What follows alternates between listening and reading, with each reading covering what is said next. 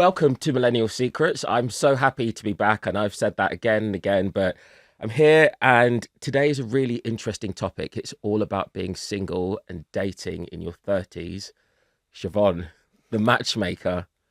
Thank you so much for joining. Thank you for having me, Terrell. It's really nice that you could invite me. No way. It's absolutely fine. I've got so many questions for you. I've got like a whole notebook full of stuff ready to ask you about dating in your 30s. Yeah. But do you just want to say a bit about what it is that you do? Sure, yeah. So essentially, I'm a professional matchmaker. People that are looking for that long-term partner and might be struggling through the apps or for any other means. And a kind of, I guess, cash rich, time poor.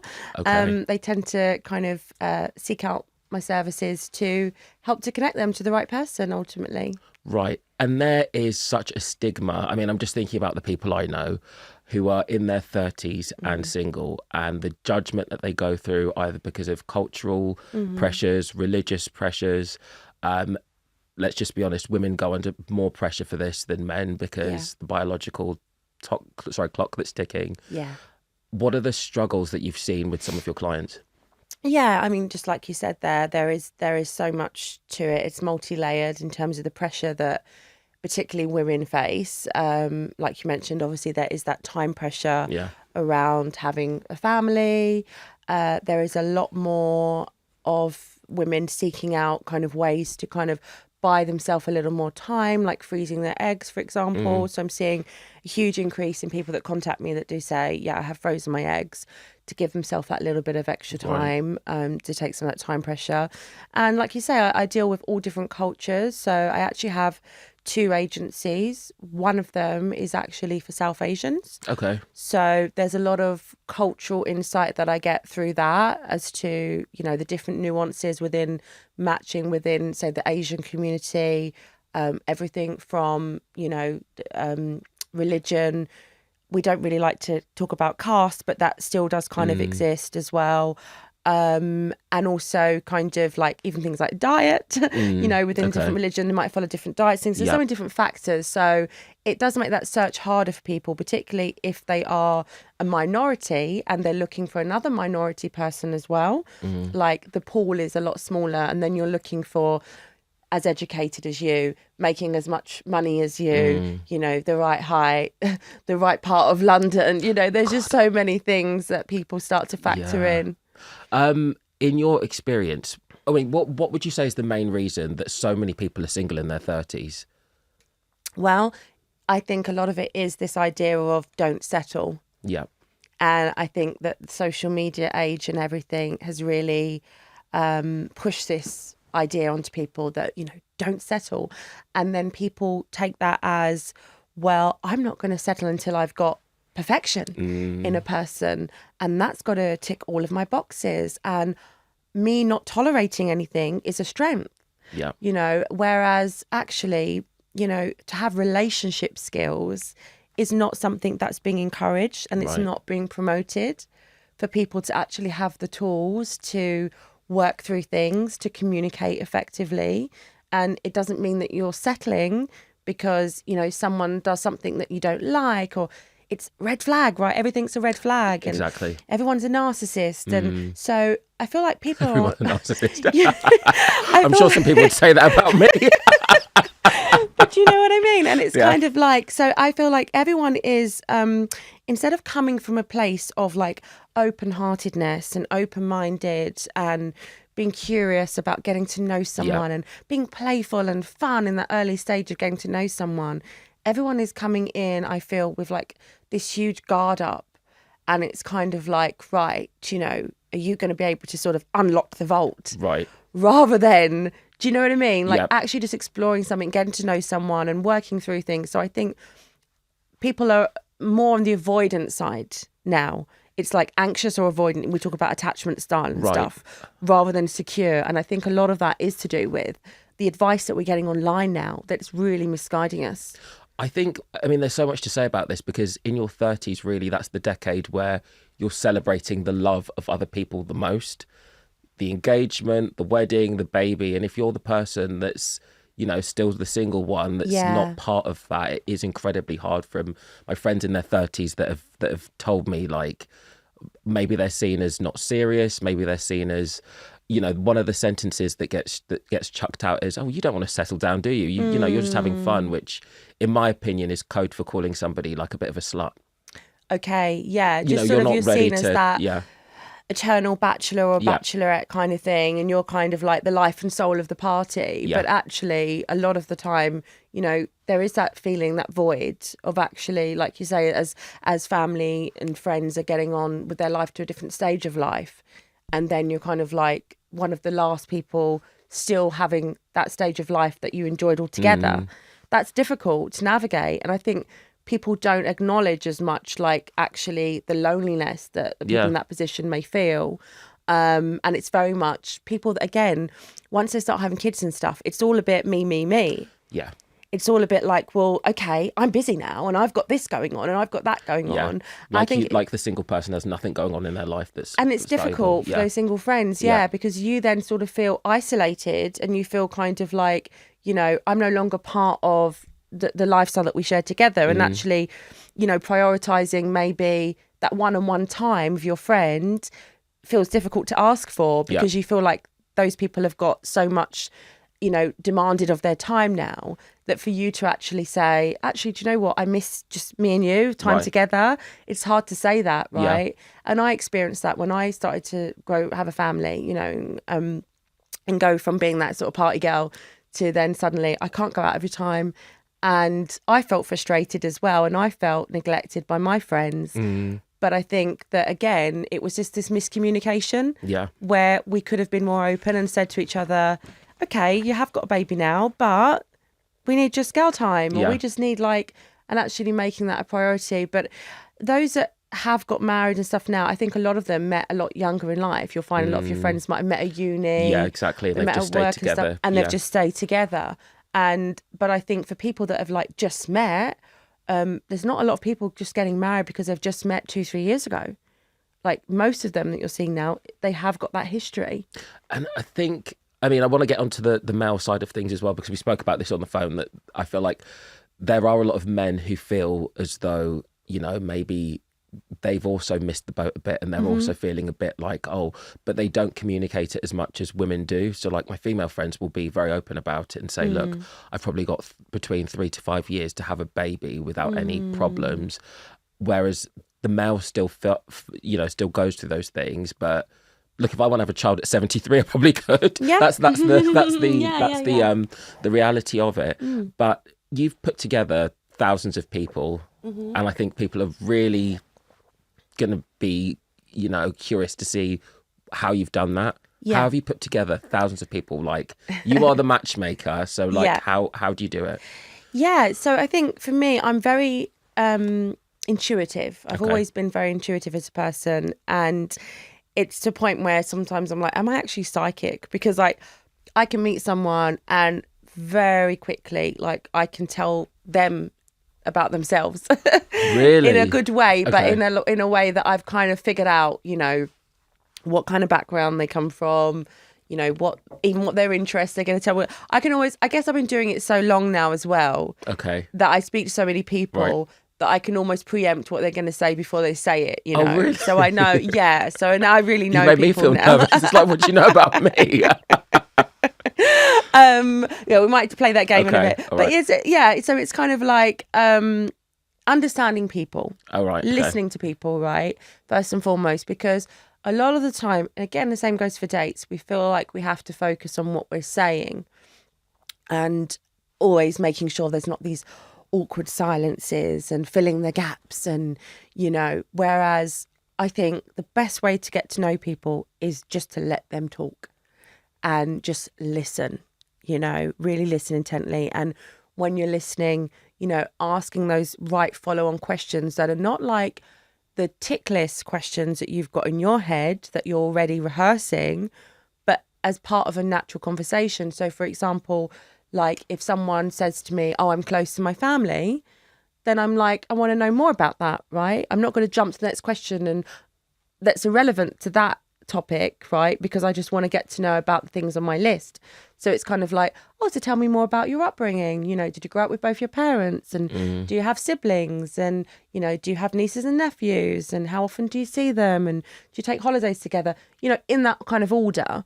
And, you know, who are they married to now? What does their partners do for work? You know, what did mum and dad do for work? Are these the kind of questions people should be asking on the dating apps, or? Not on the apps. I think Okay. that it's better in person. Right. Personally, I don't think you should ask many questions on the dating app, actually. I think you should probably get to a phone call pretty quickly. This is good advice. So I think, again, because it's more of a natural flow, it's like when someone messages you and asks you a question, Yeah. sometimes it can almost come across like inappropriate, maybe a little too intrusive. You can't really read the situation as to whether it's even appropriate to ask the question. Do you know what I mean? Yes. Like a lot of the time, I think when people are messaging on the apps, it's kind of all a bit, again, this sort of, you've got this list in your head. You want to ask these certain questions, but it doesn't make a person feel like they're really connecting with you when you're asking that way. So I think that when you have a phone call and you just have this nice, natural, free-flowing conversation and things come up, and then that person feels like, oh, I opened up about something in that moment and that felt good. And I felt like I formed a bit of emotional connection. But I don't think you get that same feeling when you just reply to a text on a dating app because someone fired 5 questions at you. Right. How quickly do you think you should move from dating app to an actual date? I think as soon as possible. So if you match with someone, do you think it's okay to go out with them the day after? Yeah, I do actually. Really? Yeah, So you yeah. match with someone, you have a chat, and you're like, right, let's go for a drink tomorrow. Absolutely. Why waste time backwards and forwards messaging? You know, when you're meeting in a public place, right? Okay. Don't be invited to your house the next day, but like, or go to theirs, or go and get in their car. So it's all about, do you know what I mean? So it's all about obviously being safe. Yeah. And I think the only reason why someone is not in a hurry to meet someone, well, not the only, but the main reason is like, do you feel safe to meet that person? And also there's that thing of, oh, is it not worth my time because, you know, they might not be my type of person. Okay. And that's why I think from a phone call, you know straight away, you hear that person's voice, you know, within 5 minutes of speaking to them if they're a bit weird or not. You do. So if you were on an app, how soon would you ask to speak on the phone? I'd say to them, hey, look, I'm just going on my lunch break. Do you want to give me a quick call in an hour? And, you know, let's have a 5-minute chat. Yeah. And if we vibe, then let's meet for a drink. Right. Simple as that. So just as simple as that, just do the small talk, how's your day going, whatever. Yeah. And then bam, like, let's talk on the phone. You know what? Even that, like, how's your day going? Like, who likes getting that message? Well, it's this thing there's a thing I saw on TikTok. It was stating in your 30s, like, what'd you do for work? Yeah. What's How's your your day interests? going? How's your day going? Like, all that shit. But Like, do you really want to know? yeah, how my it's day's just, going? I think it's just people don't know what to say. So they're just saying anything just to kind of fill the silence. That's it. It's that British politeness, isn't Yeah. it? Where we ask certain questions, but we don't really want to know the answer. Like, hey, good afternoon. How are you? Yeah. Right now, do you really want to know how I Yeah, am? exactly. Like, or is it, I'm fine, thank you. Yeah. It's always that automatic response, isn't it? It's all these little courtesies and politeness, but actually, there's no real depth to it. There's no real connection to it.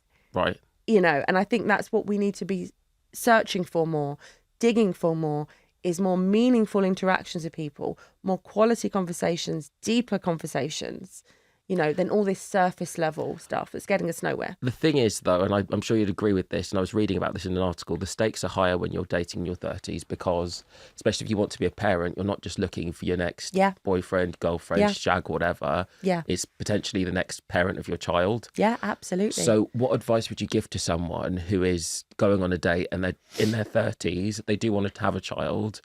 What are if there was like a tick list, what would you say is... What should they look out for in their potential mother or father of their child? Good question. I think for me, it's all about the character. Yeah. You know, for me, when I look at the person I've chosen to have a family with, I'm so grateful that I picked well, even though, you know, I had my doubts at the beginning, right? But it's like, it's worked out so well. And I think that one of the main things for me is just seeing the level of kindness that he has. And I find that this is what people ask for a lot, particularly men, actually. Right. When the top quality that I ask for, what they're looking for, it's kindness. Really? Yeah. So men are asking for kindness. That's at the top of their list. Yeah, Okay. every single one. Wow. I want kindness. And I think that it's interesting because, again, a lot of women kind of think that men are wanting, you know, a go-getter and a boss babe and all of this kind of stuff. But it's I don't think a lot of them do.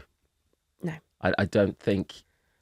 Yeah, but keep going. I've got I so think, much to say on this. as I say, it's that kind of ability to be quite soft, and that ability to kind of, because when you think about a child, when they fall over, they hurt themselves or something, they come to their mother. They don't want this brashness. They don't want this, like, you know, oh, not interested, this aloof coldness, right? Yeah. They're seeking that warmth, that comfort from mum, and what often they will never go to dad when they want something or when they want, you know, just comforting, right? They come to mum first. So as a man, I think looking to have a family with a woman in particular, you should definitely be looking for, and just someone who want to be a parent, right? In the same way, this day and age, like, it's not just one parent is not present and the other is. We both want to be present.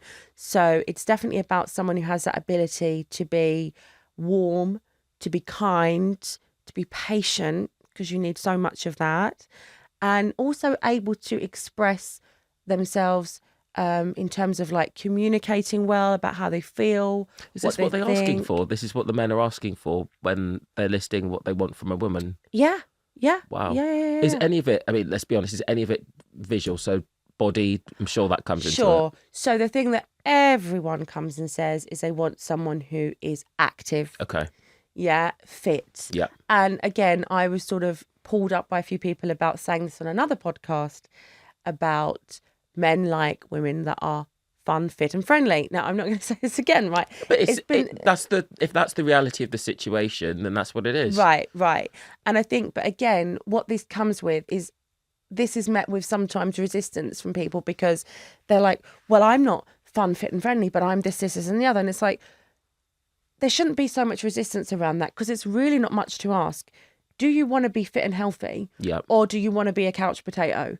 Like, if you want to be a couch potato, then there's a mental health thing that needs to be addressed there, right? Because naturally, we should all want to be fit and healthy, right? Yeah. And you want to be active. You want to be out and about. You want to be walking. You want to be, you know, if you were in another hot country, you know, like LA, whatever, everyone's hiking all the time. Yeah. Like, it's the lifestyle thing, right? While you're young, while you've got the energy, you're not an old OAP. Yeah. Why would you not want to be fit in some way, right? So that's not too much to ask. Feminine, okay, again, this can be a triggering word when it's used now, but what does feminine mean? Again, it's those feminine qualities, those sort of softness, that sweetness, that kindness, that ability to be able to, like, be supportive as a person, and when friends come to you for advice, you listen, and you're a good person to talk to. You've got friends, you know what I mean, like all of these kind of things, and yeah, a bit girly, you know. A man doesn't want a woman that's in track pants every single day. Is that too much to ask? You know, that you put a dress on every now and then, and like. So these are the things. So they want kindness, fun, fit, and friendly. And is there anything else? I think they're the main ones. Okay, and then what are women asking for? So again, there's that whole TikTok thing, 6'5", violence, plus buns, blue eyes, rubbish. And I do think that a lot of women do want someone who's, you know, doing better than them. No matter how well the woman is doing, they want a man that's doing better than them, right? And that's what's making it harder, because women are killing it. Women are making... Which is amazing, but yeah. Right? So it's like, you know, 40 years ago, the women of that generation didn't have that issue because they weren't getting those work opportunities. They would be working in a factory or something and just doing a very basic job, right? Which they were quite happy with, but that was how it was, right? The man was the main breadwinner. He was going out and doing the more higher paid jobs. The women were doing the lower paid jobs, so they would be at home more. Right. And now it's changed. And no one wants to face this fact that it has changed. Women are out the house all the time. Women are earning 6 figures plus. Women are making millions. There are billionaire women out there. And yet it's like, even like Rihanna and A$AP Rocky, they're so happy. Yeah. She's a billionaire. They've got, what, 2-3 kids? Yeah. But, there are people still on the internet that will say that she downgraded with him. Even though he's a millionaire. Even though he's a millionaire. Because she's a billionaire, Yeah. she should be with another billionaire. Yeah. And it's like, wow, is that all that matters? Okay, so how big, in your opinion, how big should the gap be? So let's say, for example, there's a woman that's earning, I don't know, 80,000. In your opinion, what do you think the man should be earning? Yeah, I think that it's all about, right, how you discuss and how you share finances. And I think this is the difference. The only conversations that we seem to ever have around money when it comes to dating is 50-50 or he pays for everything. And it's like, it's not just as straightforward as that. In marriages, you can have your joint bank accounts and you can just put all the money into one pot and you can share it. Or you might have one that actually pays the bills and the other says, oh, you know what? I pay for all the fun things. If we want to go out for meals, we want to go on holidays, I'll pay for that. And I think that it's all about that dynamic and how you discuss it openly with your partner, how we would work together in terms of finances. I think the issue that people have is when they think, oh, well, I'm used to going business class and I don't want to go on holiday now and have to go and sit in economy because they can't. And I've heard that a lot. And I get it. I do get that. And that's, I guess, where you have to make that little bit of a compromise. Setting premium. But it's like, or just use your Amex points. Yeah, exactly, but I think that you need to look at, relationships shouldn't be transactional. There has to be a lot more to it. But at the same time, that said, there is an element of, and there is evidence to suggest that people who are from similar social, economic backgrounds have more chance of staying together. Right. So if, for example, the woman was on 80, would you say that it would be fair if the man was maybe on somewhere between 70 to 100? Yeah. Because it's within that kind of bracket where there's not going to be that much of a difference. Yeah. And I think it does also speak to similar levels of ambition, right? And I think that is a factor that comes into relationships. If the woman is highly driven and really ambitious and the man is kind of like very complacent in the same position, he's not really trying to climb up and earn more and, be more successful, then I get why that could be a potential turn-off because you feel like you're the one with all the drive in the relationship and that person hasn't. But as I say, again, it can still work in a sense of, let's say you are out there doing your thing. Maybe you do need someone who can hold it down at home and can be there. Like there are even fathers who are stay-at-home dads who are taking care of the children. So, I think we shouldn't get too stuck on these like gender role stereotypes of what a man should be or what a woman should be. It's about a partnership. God, I've got so many questions. This is brilliant. Do you think that if you have never been married before and you're in your 30s, should you get into a relationship with someone who has been married and has children? It can work, but I think that it's difficult because a lot of the time, you haven't got the same experience in terms of making someone else a priority in terms of the children and stuff. And I think that's what people struggle with. It's kind of like you then go and you go, I know I'm never going to be first. And that's what people have to then accept that. And if you are a person that you're like, I absolutely need to be number one, then that's not going to work for you. No, because you're always going to, but I've seen it work. I've seen it work with, a couple we know getting married, and it's very much that he had 2 young children when they got together, and she's been fantastic stepmother to those children, and she'll probably never have her own children. She's not bothered about having her own. Right. She's just happy to have this sort of family that she's sort of inherited, And so I think in that sense, it's quite nice. Like, if, let's say, well, in your 30s, it's different, as you say, but if you're, say, in your 40s and you think, actually, I'm probably not going to naturally have my own, then it's quite a nice thing to have someone that's already got children because you still get to have that experience. But if you want children and maybe that person has got like 2 or 3, do you think that's a bit of a, sorry to use the phrase, red flag?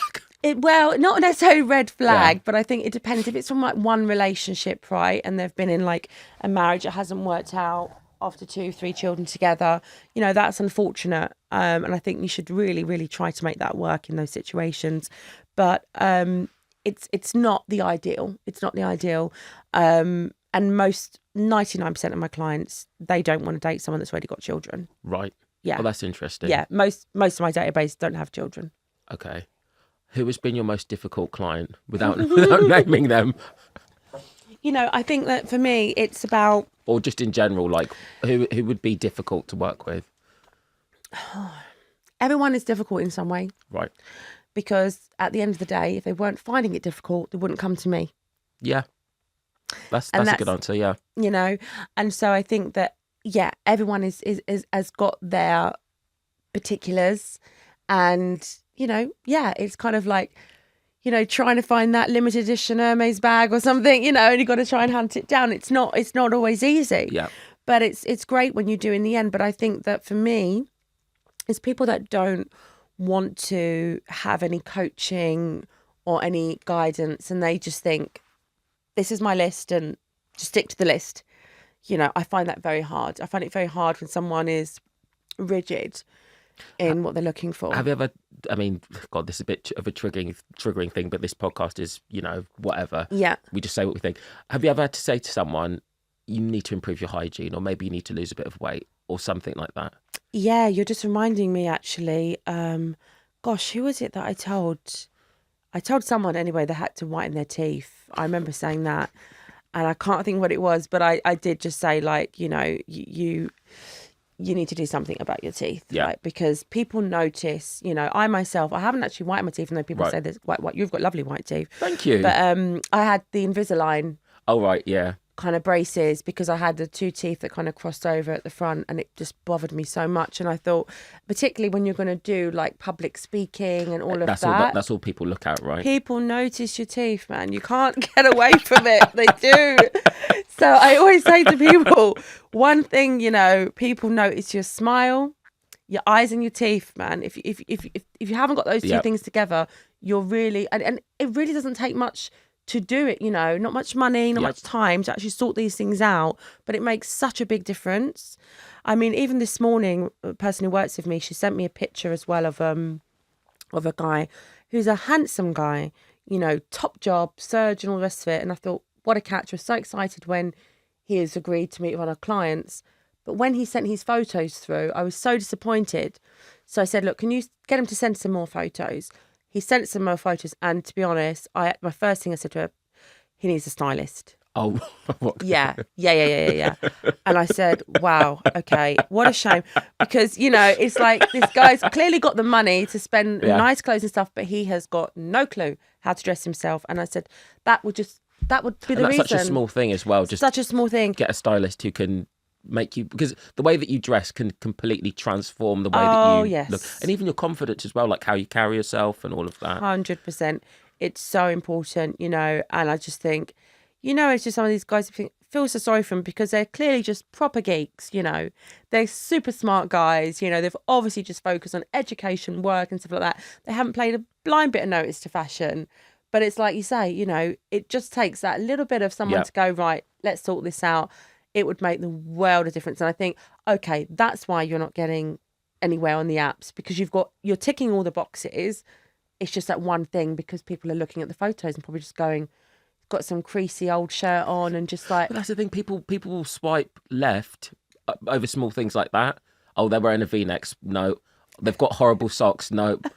The background looks dodgy. No. Yeah. Like these sorts of things. Yeah. What would you say, like in percentage-wise, you should do app, real life, and then maybe, because run clubs are turning into the new dating apps at the moment. Okay, yeah. So what would you say? Would you say a lot of it should be dating apps and then you meet them in person, or do you think go up to somebody in a bar and approach them? Who's doing that now, though? That's the trouble, isn't it? People want that to come back, but I think it's become so hard, and particularly since COVID, for people to actually feel comfortable to go up to people. I think a lot of people, myself included, is not as extroverted as we used to be, and it takes a lot. Like just one night out of socializing, not even drinking, just socializing is enough to take a week to recover from, you know. And I think that I mean, I organize events now, and it's been really good, actually. We took a long break from doing them. We started doing them again in February, and so many people have been going out on dates from meeting on the events. Really? And I'm just so happy to hear it, that it's literally like, I don't know, maybe a dozen people have been meeting people that they met at the event from just a few months of doing them. So it's like, that does work. If you go to like an event, you know, where you know it's going to be a quality crowd, then yeah, you can go up to the bar and speak to them because you know they're single and stuff. But I think people are a bit shy just to walk up, you know, in a bar, a normal sort of night out, and think, oh, that person might have a boyfriend, or their boyfriend might be here, might be married, and they think. But personally, I would still take a chance in it. But yeah, I think maybe going to events would be good in real time. I think that is what's making a comeback right now. Doing the events and just meeting people in real life, because I think a lot of people get catfished, and catfishing doesn't necessarily have to mean they're a completely different person. It could just be, for example, they whitened their teeth with, you know, something on Photoshop or something, and in real life their teeth are yellow or something like that. Yeah. You know? Yeah. God, this is so interesting. So I've got a couple more questions and then they'll let you go, because I've really, really enjoyed this. I feel like we have to do part 2. Yeah. How soon, if someone does want children, how soon should they let the date know these are my intentions? I think soon as, but not in a way that it's like, you know, again, I think it's got to come out as part of a natural conversation. But, you know, if you're meeting them off an app, you kind of can see that they say they want children. So I don't think you need to kind of bring it up as this thing like, oh, I see you say you want children, so do you want children? And it comes across a bit too pushy. Yeah. Comes across like you're a bit desperate. Yeah. So you don't really want to go down that path. But I think that if it's not clear on there, then you definitely need to say, oh, I just wanted to like figure out, obviously, you know, I'm trying to date with intention, hoping to meet that person where eventually to start a family. Like, is that kind of where you're at? Kind of what's your intention behind dating right now? So I think that's the thing. It's about making it clear, right? It's not about probing them what they want, leading with that, but leading with, this is what I'm here for. You see, so that's setting your standard, that's setting your kind of boundary as well around kind of, I mean, that should almost be screened out before even meeting, to be honest, you know, in a way. Because if you're not sure, you know, like someone says on there, oh, I'm not sure, undecided, and you're really certain you want kids, then I wouldn't meet that person. And finally, do you think that, sorry, I've got one more question after this. It's just been gold. Like, you're just dropping all this gold on this podcast. Do you think we need to lower our standards in general? Do you think everyone's standards are a bit too high? You're talking about flying business class and the Birkin bags. Does everyone need to lower the standards, or do you think keep your standards and just find someone that can match what you want? Well, if we keep this standard up, there's not going to be many more babies born. There we go. Yeah. So be a bit more realistic. Yeah, I think we need to, people today, we need to humble ourselves a little bit. I think we got a little bit too caught up in the bougie, you know, and I think that the bougie lifestyle is all good for a while, for a good time, not for a long time. So, yeah. Nando's is fine, right? It doesn't have to be Hakkasan or someone in Mayfair, right? And even these super, super wealthy guys, you know, they don't want the women that want the high maintenance lifestyle. Right. They keep saying to me they want someone down to earth. They want, you know, someone who is as happy in Nando's as they are in a, you know, it's fine to do this thing some of the time, but they don't want to have to do it all the time. Yeah, because it makes you look like a gold digger, right? And a liability. Yeah. You know, rich people like to hold on to their money. This idea that everyone, just because you're rich, you're just going to be splashing the cash every minute for whatever reason. Yeah, because that might be cute for a few shags or whatever. Yeah. But after that, not for a long time. No, not for a long-term partner. That's not what they want. They want someone who's actually going to help them to make more money. God, thank you so much for coming on this. I've really enjoyed this. It's a brand new studio, amazing guest. Thank you. Do you want to tell everyone where to find you and all of that sort of stuff? Sure. So yeah, mainly on Instagram, just my name, SIOBHAN Copeland, spelt the Irish way, SIOBHAN. And Cupid in the City is my main agency. So yeah, you can check out our events, register for free on the matchmaking database. I've got a client I'm looking for. Okay. Haven't even got to pay to be introduced. Amazing. Or you can inquire about becoming a paid client and getting guaranteed dates. God, there's so much. I really want to do part 2. Guys, thank you so much for watching. It was good, wasn't it? Or listening, however you're choosing to listen to this. Follow me on Millennial Secrets Pod, just here. And I'll see you on the next one. Thank you.